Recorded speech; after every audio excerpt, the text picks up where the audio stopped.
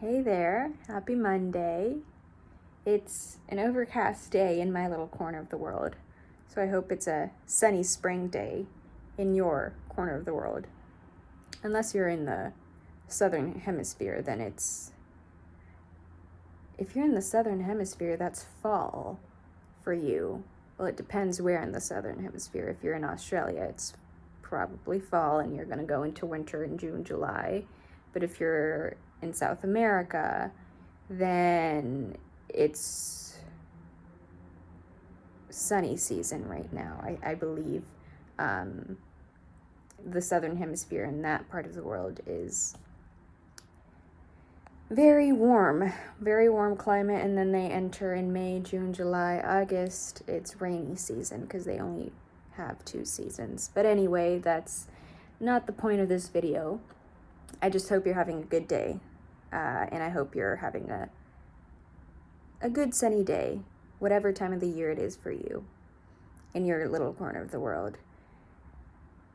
Today I had to go to a work conference, and I always have a lot of anxiety. I experience a lot of anxiety when I have to go to big events where there's going to be a lot of people that I don't know and people that I've never met, and I'm surrounded by people that know each other, but I'm the fish out of water. I usually have a lot of anxiety in those events because I just feel like a fish out of water. I don't feel like I fit in.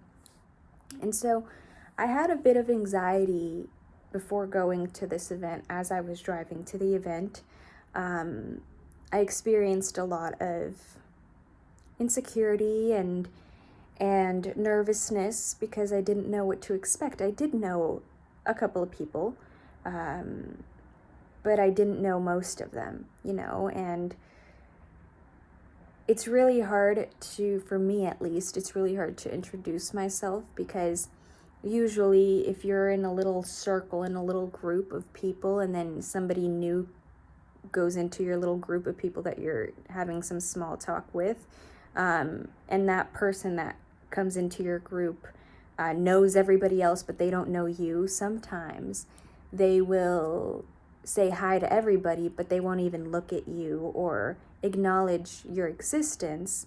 And so in those moments, it's really hard for me to introduce myself or even say hi to them. Hi, my name is Megan, because they don't even give me eye contact. I'm not expecting somebody to greet me or introduce themselves to me because I'm more than comfortable doing that myself.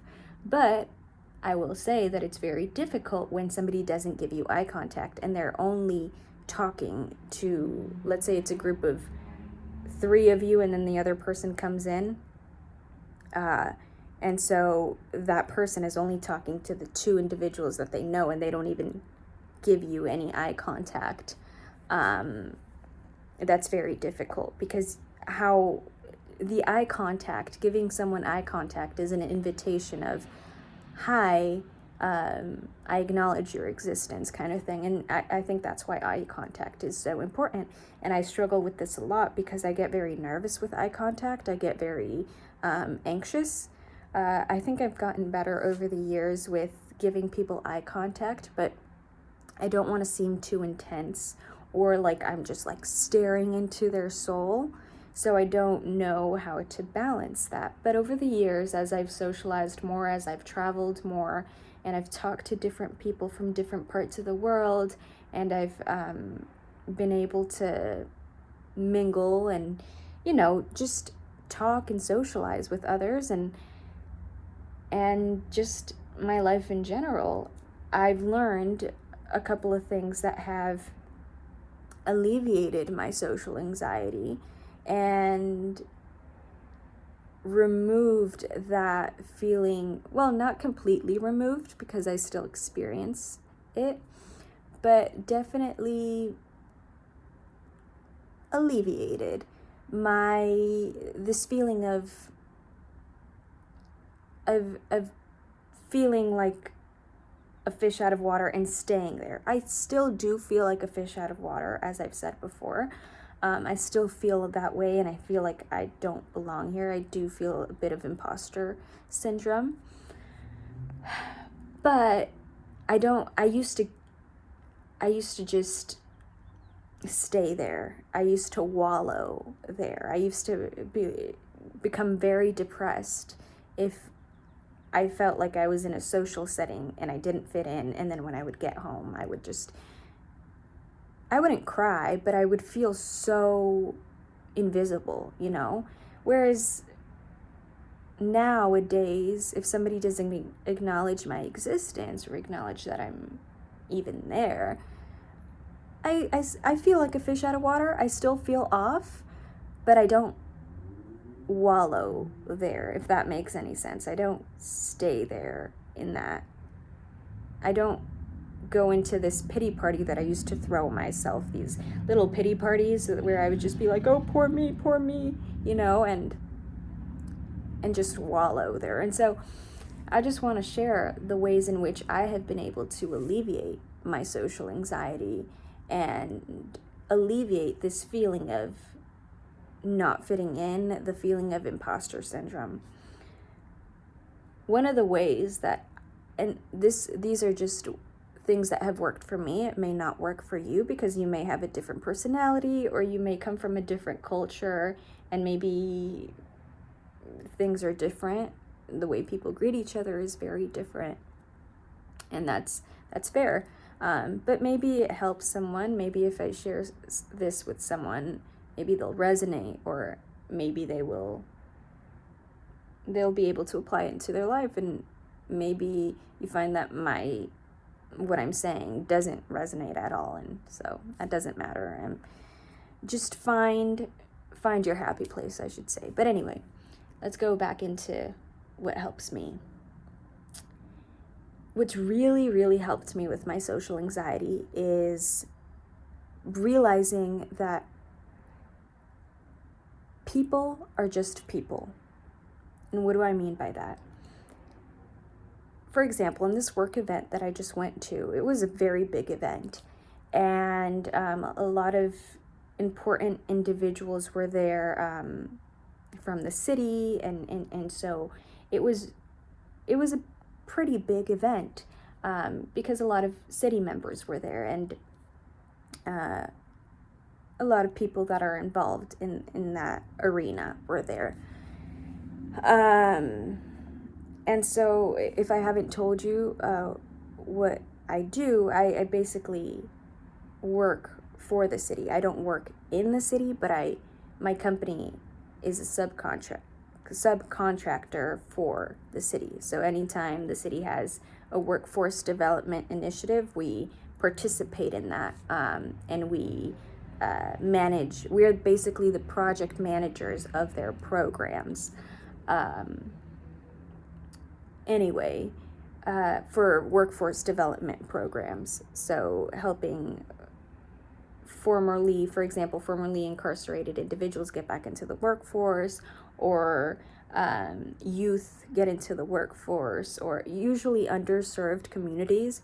Those are the communities that we really help reintegrate back into the workforce development thing. But anyway, where was I going with this? Reminding myself that people are people.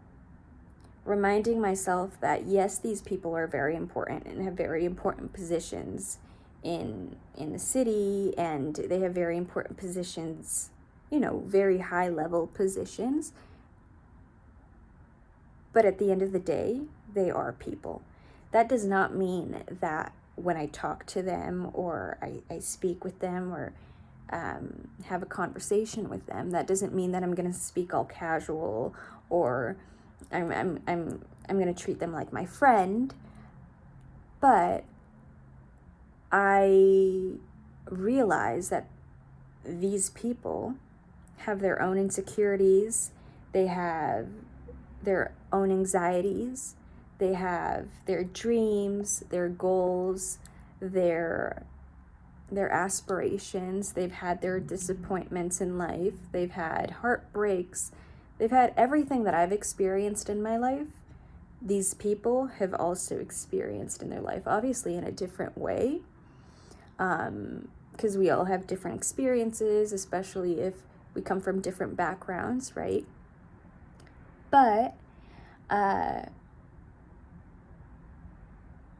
just becoming cognizant of the fact that people are people. Doesn't matter what your position is. Doesn't matter where you work or what you do for a living. People are people. And so reminding myself that I'm not speaking to the title, whatever their title is. I'm speaking to a human being. I'm speaking to another being of my species. And that does not mean, I really want to emphasize, that does not mean that I will speak all casual with them and treat them like my friend the first time I meet them, like, hey dude, how are you? You know, that, no. But I realize that they are human and they've experienced humanity. And that has allowed me to alleviate my anxiety, realizing that they're not that different than me.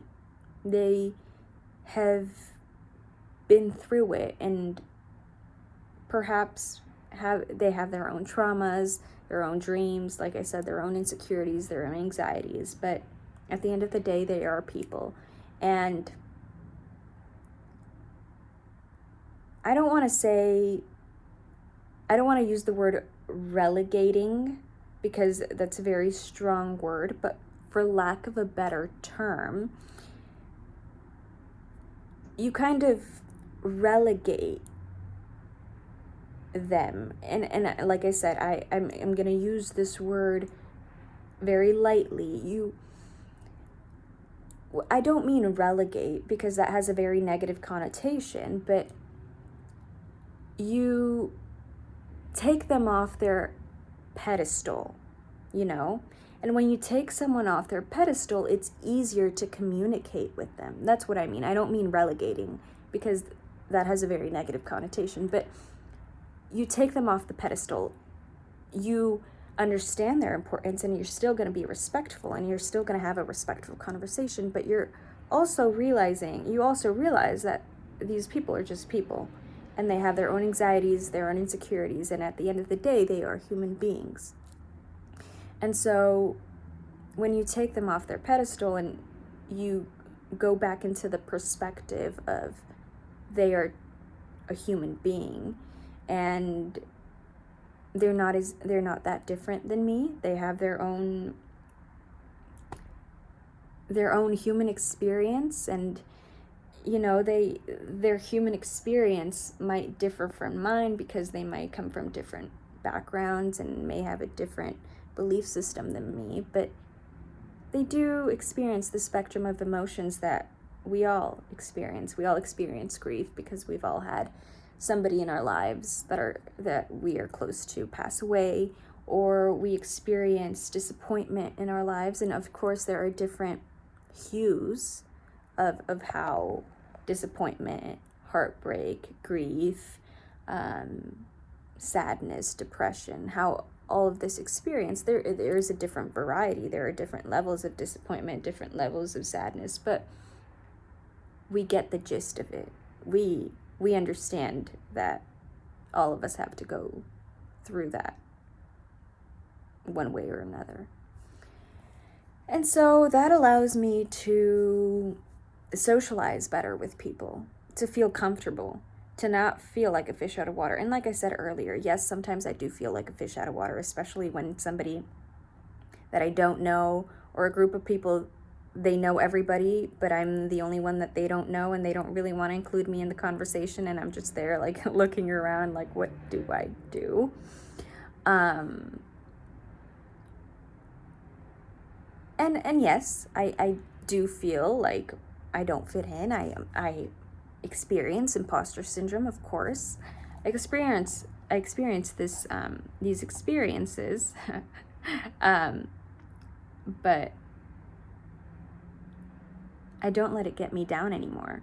I'm just like, it is what it is. And another thing that has alleviated my social anxiety is not forcing the moment. If the other person doesn't want to really make contact with me or acknowledge me, that's on them. That's not on me. That doesn't determine my worth or mean that I'm unworthy of being there or that I'm an imposter. That doesn't mean anything. That's really on them. And realizing that I can't force the moment. I can't force someone to acknowledge me or for someone to acknowledge my existence or even want to make a conversation with me. And I just have to let things naturally flow.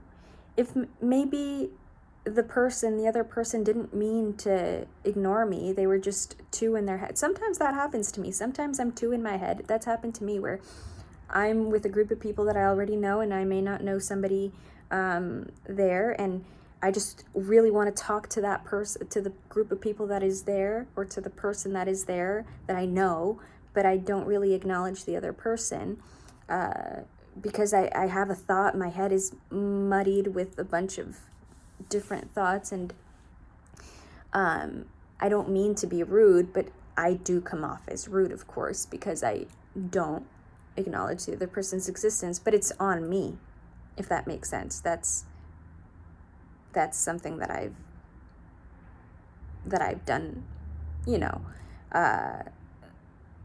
that I've done without the intention of hurting the other person. And most people are in their head, and realizing that most people aren't out to get you, and they aren't out to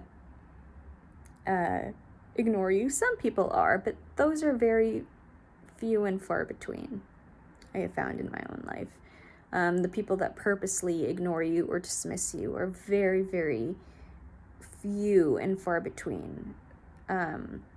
Most people are just in their heads and too wrapped up in their own world. And so what I'm trying to say is that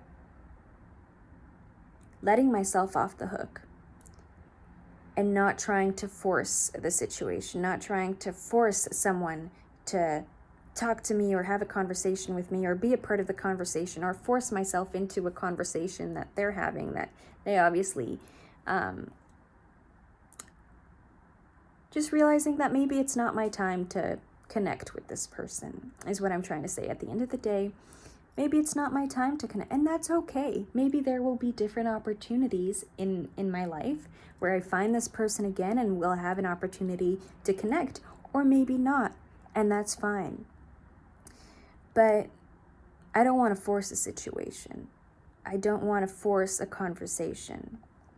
I want things to happen organically, happen naturally. Of course, I will, if I have the opportunity, I will initiate if there's an opportunity. But if there's no opportunity then to initiate, for me to initiate, then I'll just leave it at that.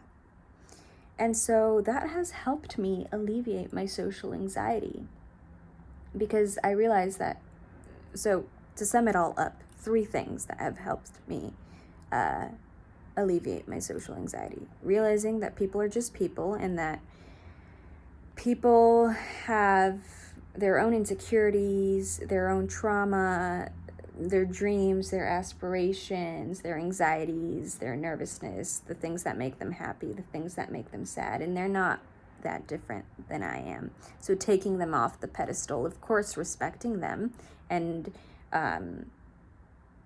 showing a bit of deference if they are, important and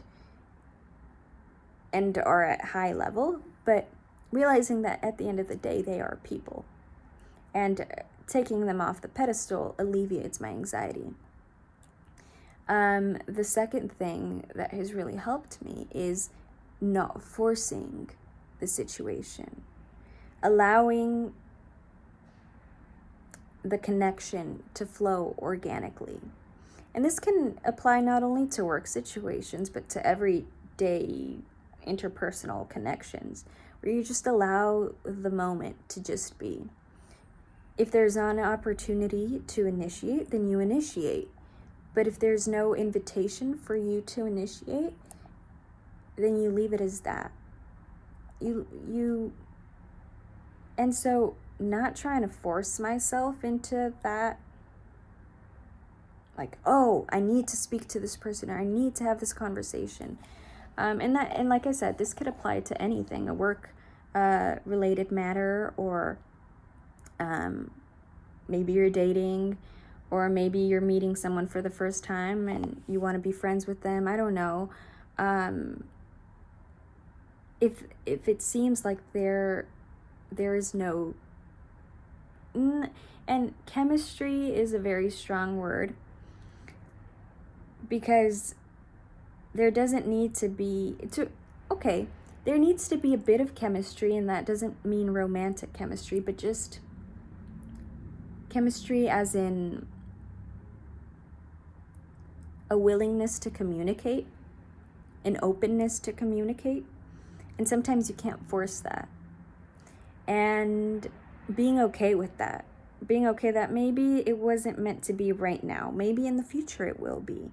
Maybe I'll have an opportunity to open up to this person and have a better conversation with them. But in this occasion, that wasn't the case. And that is okay. Not forcing the situation takes off the pressure. The third thing that has really helped me is realizing that I am important. I'm not the most important. You have to get off your high horse and you have to be real with yourself. But realizing that you matter. I matter. And I may not know people around me. I may be in a group, a social setting of friends, or at a festival, or I don't know, some other event. But I matter. I matter. And that's really hard to believe when you've lived a life that gives you feedback otherwise. But what I can tell you is that it takes practice. It takes practice for you to believe in that you matter. It takes feeling unworthy for you to feel worthy, if that makes sense. Like it takes you have to experience certain situations in your life that make you feel unworthy for you to pick yourself back up and go inside, go within yourself and say, regardless of what's going on in my external circumstances, what makes me worthy? Okay, this person isn't reciprocating. That group of people isn't reciprocating. This certain situation in my life is not reciprocating. Does their reciprocation determine my worthiness? And the answer to me that I've come to realize is no. It doesn't matter if people don't reciprocate. What matters is what you believe about yourself. What do you believe about yourself? And it takes time to rewire your brain into believing that you matter and that you're important. And I still struggle with this all the freaking time.